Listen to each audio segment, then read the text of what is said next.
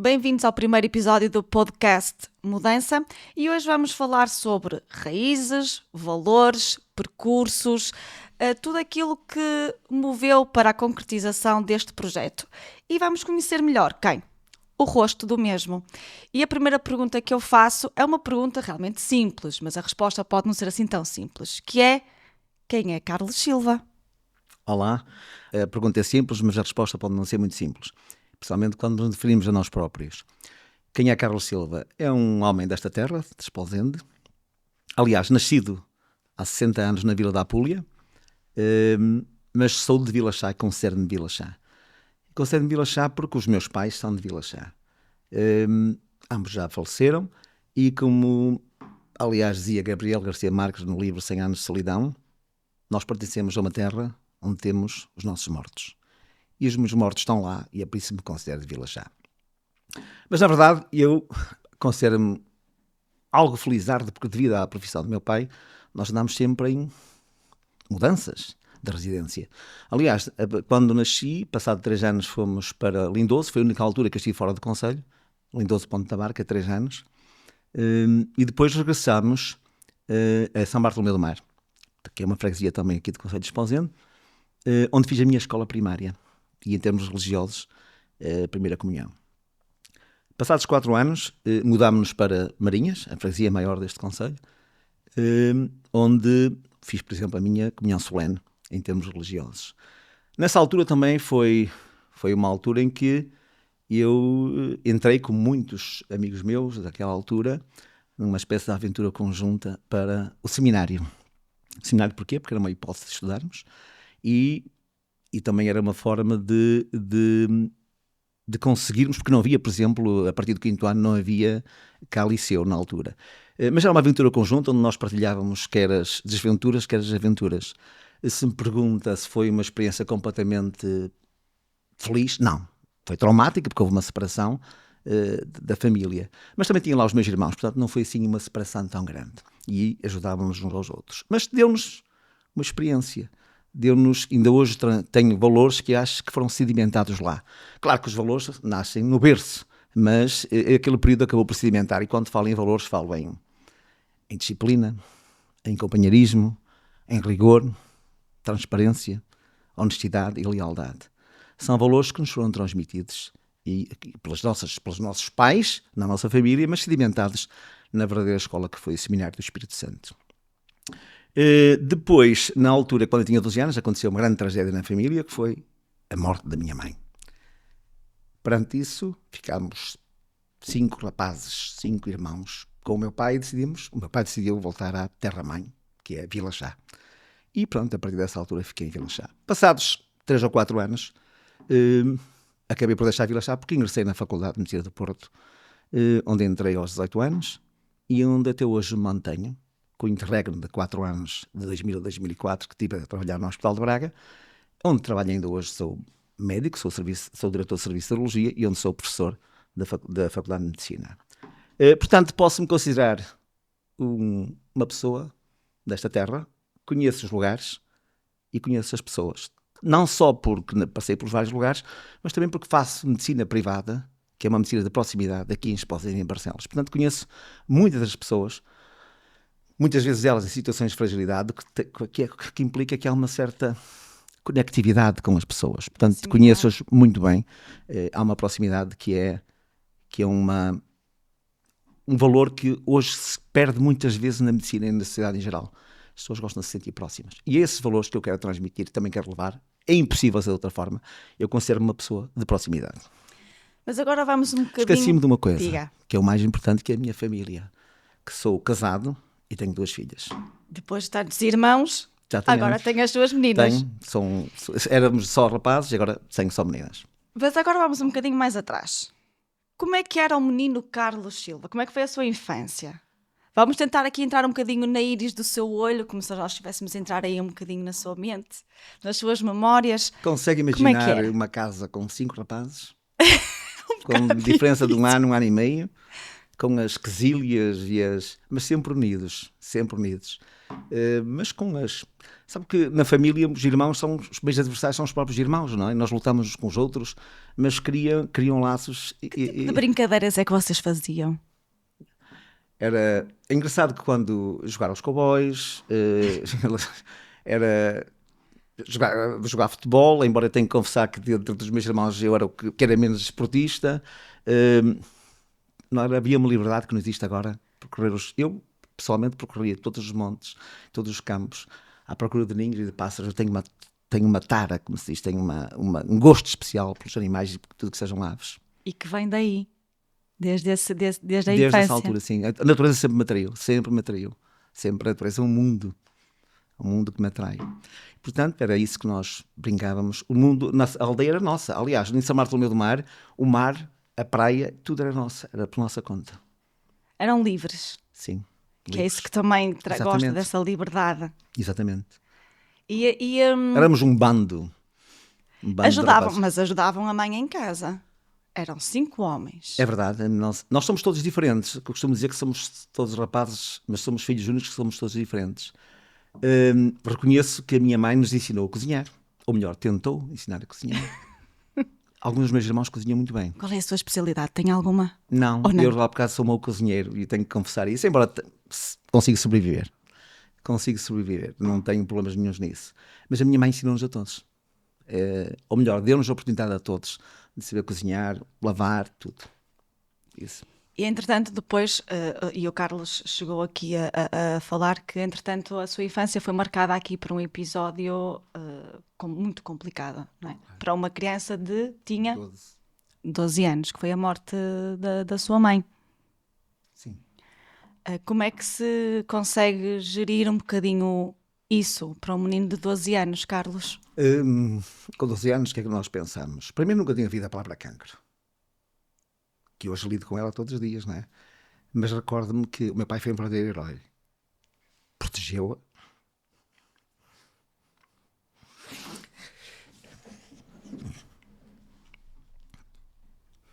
O pai protegeu e verdade, vocês também? Na verdade, preparou-nos para a morte dela. E foi por causa disso que o Carlos, depois de ter ido para o seminário, quis seguir medicina? Não.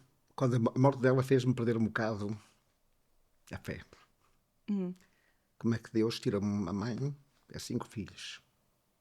E eu acabei por abandonar o seminário e fui para a vida dita civil, mas não sabia para o que ia.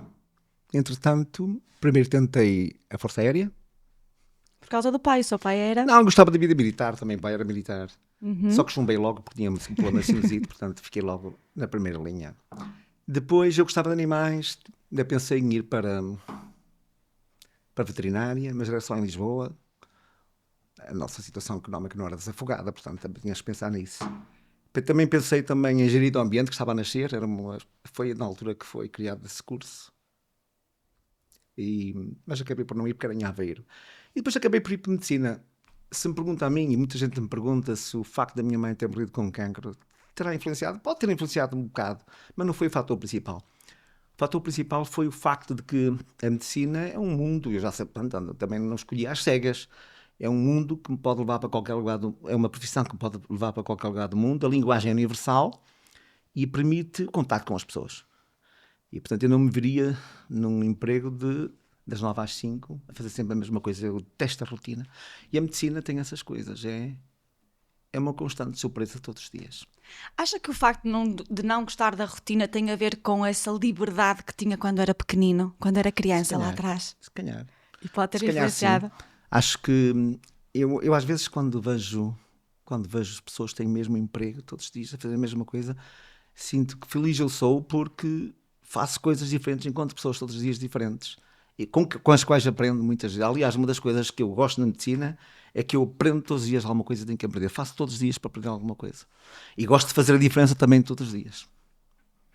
E estar com pessoas, não é? Estar com pessoas. Essa proximidade sim, que a área da medicina nos dá.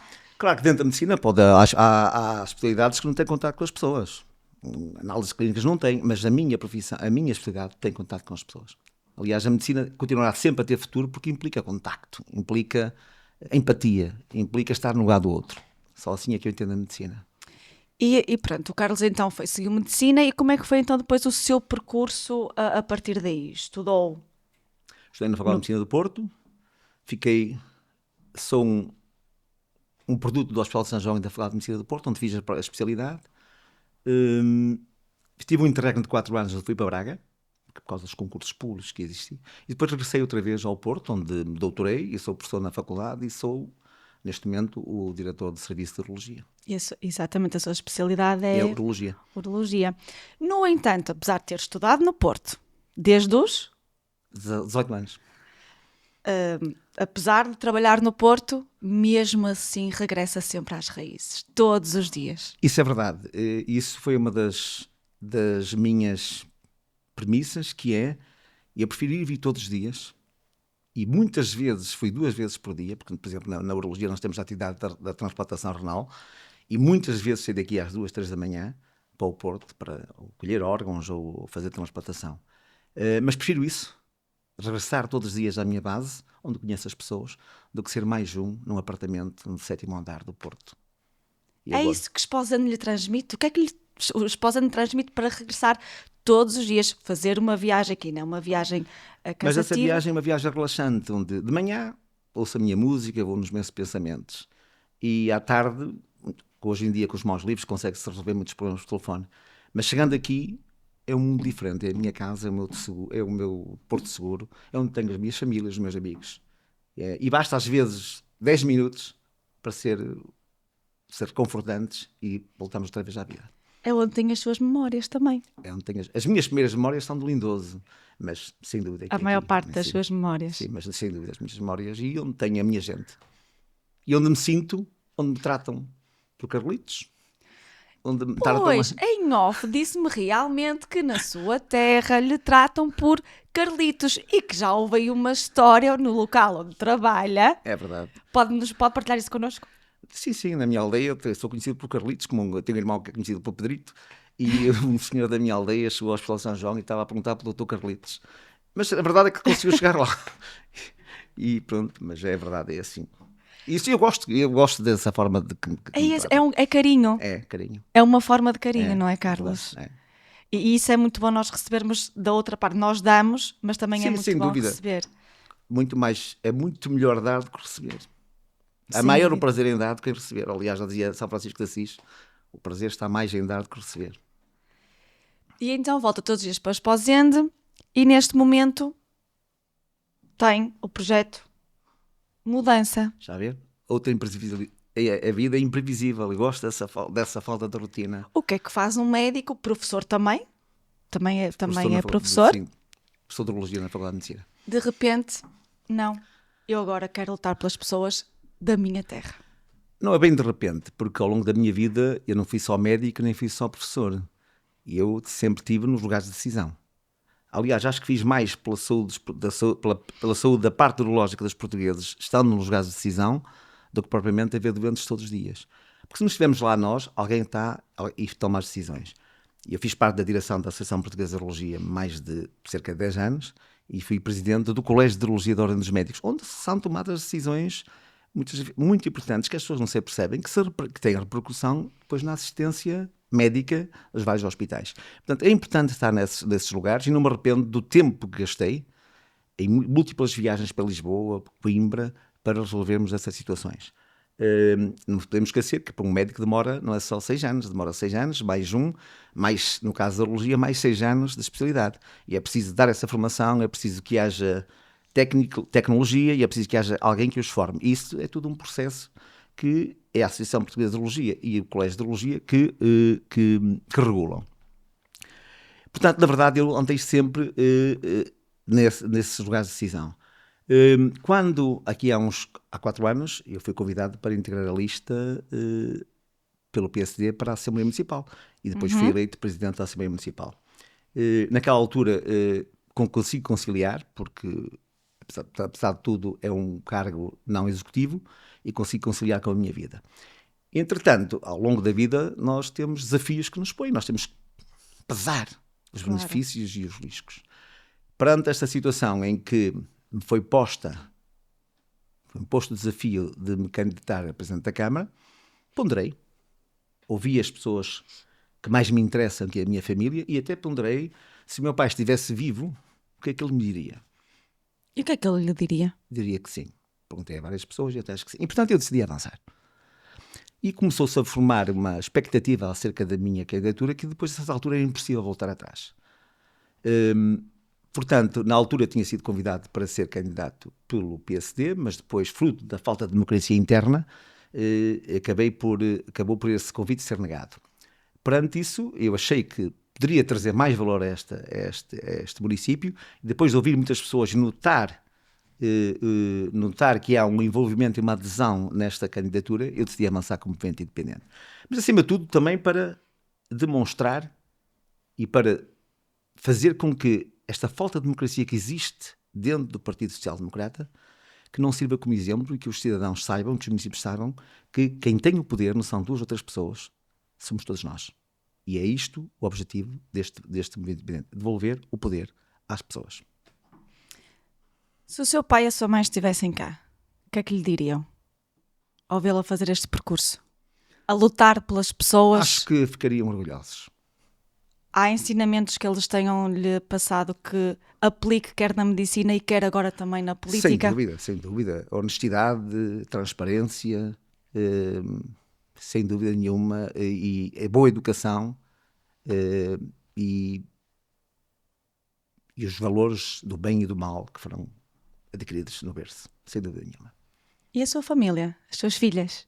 A sua esposa? A minha mulher torceu um bocado o nariz, as minhas filhas retribuíram aquilo que eu lhes sempre ensinei, que é preciso estar sempre nos lugares, é preciso ser interventivo e não deixar que outros decidam por nós. Elas foram as minhas primeiras fases. São logo aquelas que dizem, não pai, vai em frente. É verdade. E é isso que quer fazer, é lutar quer por elas, mas quer por todas as pessoas aqui. Todos.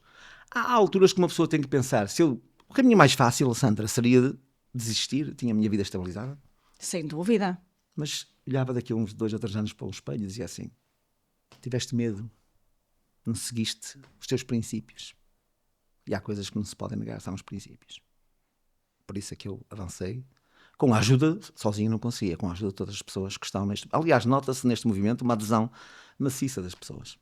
E porquê é que este movimento se chama mudança? Porquê a palavra mudança? Como é que surgiu? Foi um termo feliz, tivemos discussão e até penso que foi o Sr. Alberto Figueiredo que falou da palavra mudança. E a mudança, quando se falou da palavra mudança, toda a gente ficou agarrada à palavra, porque é preciso uma mudança. É preciso haver... A situação que está não é uma situação saudável.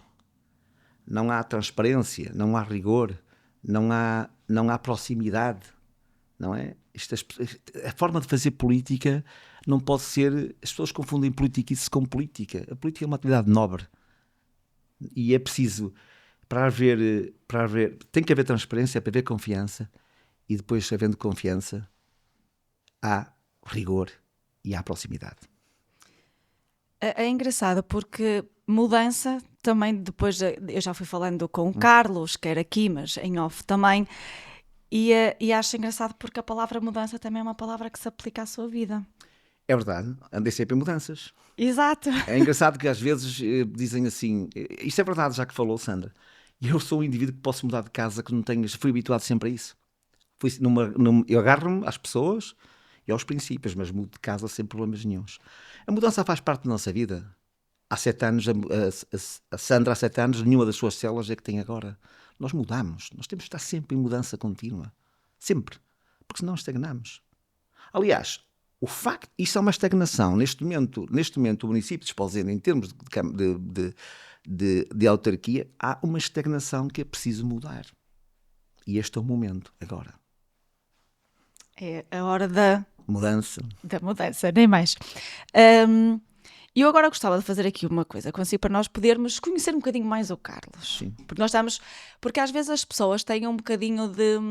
olham para alguém que está ligado à política, como está neste momento o Carlos, e esquecem-se que a política é feita de pessoas para pessoas. Sem não é? dúvida. E às vezes as pessoas esquecem-se um bocadinho que lá está, o político também é uma pessoa, não é? E às vezes agridem verbalmente, e os políticos também têm emoções, não é? Também têm dias e dias, não é? E então é uma pessoa e nós queremos conhecer então o Carlos. E agora, não sei se me permite fazer aqui uma brincadeira consigo. Gosto e não gosto. Faço e não faço. Uhum. O que é que gosta? Gosta de o que lhe vier assim à cabeça. Gosto de viver cada dia Uhum. e gozar o momento. Mais. De manhã, quando acorda, gosta de? Acordo sempre bem disposto. Tomo um banho rápido e gosto de parar para tomar um café. Todos os dias de manhã, muitas vezes às 6h30 da manhã, tomo um café aqui em Esposende. Gosto de falar com a pessoa que está ali. Gosto de andar de bicicleta. Gosto da minha profissão. Aliás, se não gostasse, acho que era terrível, não é? Uma pessoa, se gostar da profissão, nunca mais, se gostar do nosso trabalho, já não é mais um emprego, é ter-se algum prazer.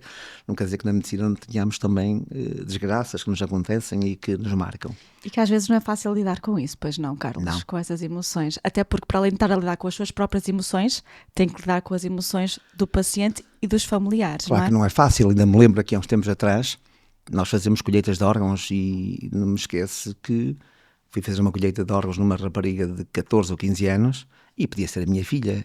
Isso mexe connosco, não é? Não é verdade. É verdade, quando temos um doente grave que é uma criança ou que é uma jovem, é completamente diferente de uma pessoa mais velha. Não podemos esquecer disso. Nós somos pessoas e os doentes não são todos iguais, não é? Temos essa... É preciso saber lidar com isso e há pessoas que não conseguem lidar com isso. E uma forma de não lidar é, por exemplo, manter uma... quase que ser como um réptil, nem expressar emoções. Eu não consigo. Eu sou aquilo que sou e expresso os meus sentimentos. E esse know-how que tem de gerir as emoções que a medicina lhe foi dando, também as transporta para a área da política? Vamos lá ver, nós na medicina temos que ter organização, capacidade de liderança e capacidade de decisão. Às vezes decisões que são quase instantâneas, porque pode ter, quer dizer, ou salvamos uma vida ou não salvamos, muitas vezes. E na política, a política é uma questão de bom senso. A política não é preciso ser um prémio Nobel para fazer política. A política é para ser de bom senso, decidir tendo em conta o que é melhor para a maior parte das pessoas, sem excluir as minorias, e decidir e ouvir. É preciso ouvir. A medicina é muito de ouvir. O diagnóstico é ouvir. A parte mais bonita da medicina não é passar a prescrição, nem é fazer a cirurgia em si. É chegar ao diagnóstico. E o diagnóstico muitas vezes é ouvir. Sem dúvida. Ouvir. Não é os exames, muitas vezes. E ouvir é aquilo que nós chamamos de escutativa. Escutar. Que é, exatamente, é ouvir mesmo, não é? A pessoa está a falar e de repente... Pronto, os doentes gostam de ser ouvidos. Nem mais. E as pessoas gostam de ser ouvidas. Ter atenção. Certamente.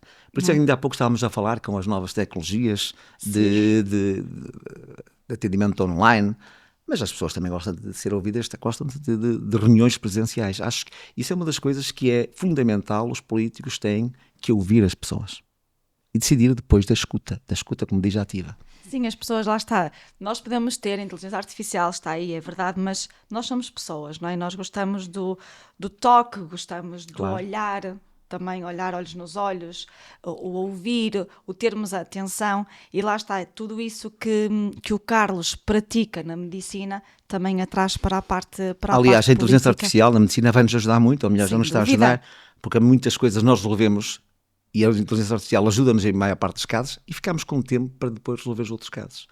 Os casos que a inteligência artificial não resolve ou não ajuda a resolver. A inteligência artificial funciona por padrões, não é? E de aprendizagem com o passado. Portanto, e nós é que temos depois tempo para resolver os casos em que, por exemplo, em medicina, nos casos de oncologia.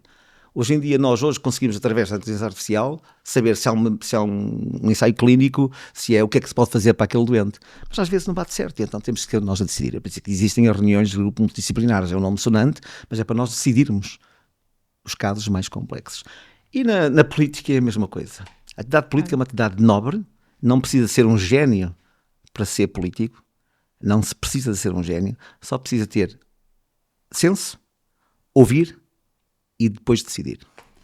É engraçado, lá está, nós estamos numa conversa, não é? Isto não é uma coisa, não temos um guião, estamos completamente perdidos, ou temos aqui um guião, temos que respeitar isto. Não, por isso é que eu estava a fazer um jogo consigo e de repente disse aí qualquer coisa que nos levou para outro caminho. Mas vamos retomar o jogo.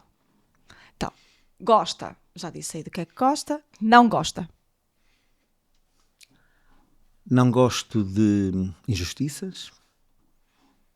Não gosto de pessoas que pensam que são mais que os outros, quando somos todos iguais. E a medicina ensina-me isso. Na doença, somos todos iguais. Aliás, nós todos nascemos nus, a chorar, a maior parte, e sem dentes. Verdade. E quase todos morremos quase sempre nus, a chorar e sem dentes. Somos todos iguais. A medicina faz-nos ver isso. E é engraçado que a medicina faz-me ver que gosto do contacto das pessoas humildes até as mais elitistas. São todas exatamente iguais. Como na política tem que ser todos tratados Exatamente igual. iguais. É isso. É uma equidade que nós queremos também. É a transparência. É as pessoas saberem porque é que se tomam decisões. É as pessoas saberem como estão os processos. Porque isso gera confiança. E isso faz com que as pessoas comecem a olhar os políticos como deviam ser olhados. Que pessoas estão a tratar do bem comum. É isso que é importante. O que é que não gosta mais? Aqui, em termos de comida, não gosto de caracóis. Por isso, em termos de comida, o que é que não Não gosta? gosto de caracóis. De resto, sou uma boa boca. E o que é que gosta? Qual é o seu prato preferido? Eu sou um homem de peixe. Esta terra é uma terra de peixe, não é? Portanto, Sem sou uma dúvida, terra à de peixe. beira-mar. Sim, mas sou uma boa boca, como se costuma dizer. Música preferida? Anos 60, 70, os anos 60 foi quando nasci, mas gosto, e música clássica, mas gosto de músicas dos anos 60, 70 e música clássica. Aliás, as minhas filhas utilizaram muitas vezes as minhas músicas, e elas descobriram os Beatles, elas descobriram várias músicas que estavam perdidas, aliás, como António Variações e assim, que são daquele tempo. Sem dúvida, António Variações. Praia ou montanha? As duas, mas eu sou um homem de mar. Não sou da praia, eu gosto de ir ao mar, gosto de ir à praia, mas não gosto de ir para a praia. Aliás, a minha infância foi passada na praia, não é? Eu gosto de dar um mergulho, mas não gosto de estar estendido ao sol. Sou irrequieto por natureza. Lá está, não gosta da rotina? Não gosto da rotina. Não gosta da rotina. Mas gosto de mar. O mar calma. Engraçado que tive no outro dia um doente que me dizia, que é de Barcelos, que me dizia que raramente vinha às esposas a ver de conta que o mar assustava e punham nervoso. Foi a única pessoa que eu conheci que, claro que o mar é imenso, não é? Mas o mar acalma. Eu gosto de ver o mar todos os dias. E faz todos os dias ou sempre que pode? Vejo o mar quase todos os dias. Mas sinto-me bem na montanha também. Como eu disse há pouco, a minha natureza espanta-me. Aliás, a ciência é a arte de descobrir apenas aquilo que existe na natureza. Descobriu-se isto ou aquilo. É o que já existe, não é? Sim. É. Cor preferida? Eu ia dizer amarela, que é a cor de medicina. Mas eu gosto... Isto é atenção. Eu não tenho cores preferidas, mas, por exemplo, quando a minha mãe morreu, não sei se tem ideia que as pessoas põem luto, certo? Sim. E eu, desde que a minha mãe morreu, usei sempre preto. Eu era um indivíduo que vestia sempre preto. Depois a minha companheira de vida, que conheci no Liceu em Barcelos, acabou por ela, que quando ouvir isto vai se rir, acabou por me alterar o meu guarda-roupa, e hoje em dia vejo uma nora para escolher roupa porque ela deu-me cabo da minha cor preferida, que era o preto. Se calhar porque tinha essa conotação um bocadinho mais pesada, então quis-lhe aí dar uma leveza. De certeza. Não, mas o preto tem uma vantagem, escolhe-se sempre igual, não há hipótese de falhar. Nos tempos livres, o que é que gosta de fazer? Nos tempos livres gosto de ler, gosto de caminhadas, aliás, fizemos durante vários anos caminhadas, gosto de andar de bicicleta e gosto de passear. O meu luxo não são carros, não são viagens. Livros preferidos? Gosto de livros, não gosto de romances sem impacto prático. Gosto de romances históricos onde eu adoro história. Eu adoro história. A maior parte dos meus livros de cabeceira são livros de história associados normalmente à medicina. Mas adoro a história. Por exemplo, tenho uma tara pela Primeira Guerra Mundial. Gosto de viajar, e cada vez que viajo vou visitar sempre locais de guerra, porque nós aprendemos com as guerras. Quanto mais... Eu estive no serviço militar e conheci muitos militares que eram os indivíduos mais opositores das guerras. Engraçado, não é? Só quem passa por elas é que... E quando eu conheci oficiais e sargentos que estiveram na guerra colonial, Eles próprios eram os mais pacifistas que se pode imaginar. Eu não tinha essa ideia. E acho que é importante que as pessoas conheçam os campos de concentração, conheçam os sítios de guerra, que é para saber o que se foi feito, para não se perder a memória. E isso é um dos meus luxos que eu fiz, que foi viajar com as minhas filhas e mostrar-lhes esses lugares. Sim, porque são memórias que, São memórias que têm não se podem manter. ser esquecidas. Exatamente. Sem dúvida alguma, não é? Portanto, viajar é um dos meus hobbies. Já disse que viajam muito, mas gosta sempre de regressar aonde? Aqui, esta terra. Quanto mais viaje, isso não sou eu só que digo. Claro que nós temos aí um viés, um enviesamento, que é, se aponta a pessoas dizendo, quanto mais viajas, mais gostas de fazer. É verdade. Quanto mais viajamos, mais se gosta disto. Repare, temos rios, temos um monte, temos mar, temos bons ventos, temos boa comida e temos, acima de tudo, boa gente. O que é que se pode Que é esperar? o mais importante, Claro. são as pessoas. É. São as pessoas que fazem as cidades, as aldeias, as freguesias, as vilas, o que E quiserem. é isso, não é? outra coisa que nós queremos é dar valor e realçar o valor das freguesias. Esposende é uma espécie de uma manta, um retalho com 15 freguesias, todas diferentes, mas todas com a sua identidade. E vale a pena, muda-se 1 quilómetro e têm realidades diferentes, embora com um traço comum. Lá está, muda-se. Não é? Muda-se de quilómetro, não é? Muda-se, mudança, não é? A mudança Mesmo faz parte da vida. palavra-chave. Sandra, a Terra está sempre em mudança, nós estamos sempre em contínua mudança. Sempre. Uma memória engraçada que possa partilhar connosco. Memória engraçada. Memória engraçada, tantas. É que quiser partilhar. Somos todos ouvidos. Assim de repente, agora fiquei com um blackout, né? Ai, acontece sempre isso, não é? Sim, memória engraçada.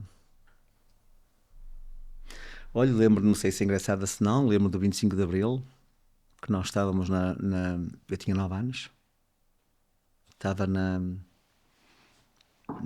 escola, em São Bartolomeu do Mar, e fomos mandados para casa. Para nós foi uma alegria.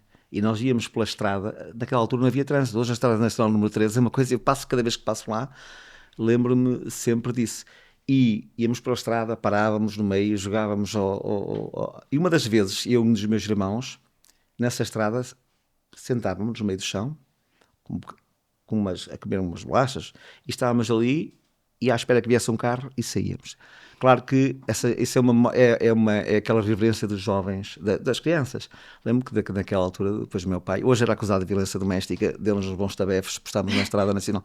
Engraçado que quando estávamos em São Bartolomeu do Mar, nós tínhamos uma linha vermelha, que era não podíamos passar à Estrada Nacional, nós víamos na parte entre a Estrada Nacional e a praia. A praia era toda nossa, mas o resto não podíamos andar. E naquela altura éramos uns autênticos índios. Lembro-me de na praia de São Bartolomeu do Mar, nós comíamos as lapas cruas e depois íamos comer cenouras, que havia cenouras ali ao lado. Mas nós éramos um bando. Naquela altura a escola era só de manhã, à tarde era por nossa conta. Essas memórias são realmente muito boas. É verdade. Não é? Não havia fotografias, mas Já havia algumas. está aqui dentro, está aqui dentro. Carlos, para terminarmos, não sei se quer dizer mais alguma coisa importante, porque todas as coisas que foi dizendo é importante e nós temos aqui mais episódios que depois vamos aqui depois debruçar um bocadinho mais sobre o programa eleitoral do projeto do Movimento Mudança, não é? Mas eu gostaria que o Carlos terminasse com uma mensagem. Já viveu tanto, já mudou tanto. Temos Sim. muitos jovens que vão ouvir, de certeza, este podcast. O que é que lhes diria? A toda a gente. Ao longo não há nenhuma vida perfeita. Há vida com tragédias e com coisas boas. A minha é uma delas. Eu sempre vi em cada dificuldade uma oportunidade. Sou daqueles que vejo em cada dificuldade uma oportunidade. E digo aos nossos jovens que têm que ser reverentes e têm que ver também em cada dificuldade uma oportunidade. Como médico estive sempre ao serviço das pessoas. E uma pessoa que não está ao serviço das pessoas acaba por ter uma vida um bocado vazia. E sinto-me grato por isso. Hoje, se tivesse que voltar atrás, escolheria outra vez ser médico. Às vezes digo assim, dedicar-me a tanto como me dediquei, se calhar dedicava-me, porque a medicina acaba por ser triturante. Temos de ter uma família muito por trás que nos apoia. Como médico sempre estive ao serviço das pessoas e é isso que quero continuar a fazer como Presidente da Câmara. Só assim é que eu vejo essa missão. E que me dê prazer. Aliás, uma das coisas que eu ouço de vários presidentes da Câmara, dos vários espectros políticos, é que tiveram prazer enquanto estiveram como presidente da Câmara. Porque Ao tiveram serviço. ao serviço. Nunca me afastei da Esposende, nem vou afastar. E, acima de tudo, quero dizer-lhes que a política não tem que ser uma coisa distante. Não tem que ser uma política, não tem que ser dos outros. É nossa. Tem que ser uma política de proximidade.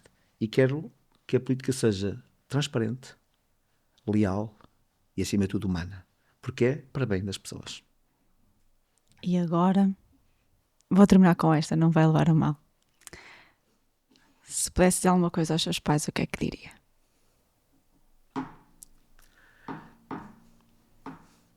Obrigado. Obrigada, Carlos.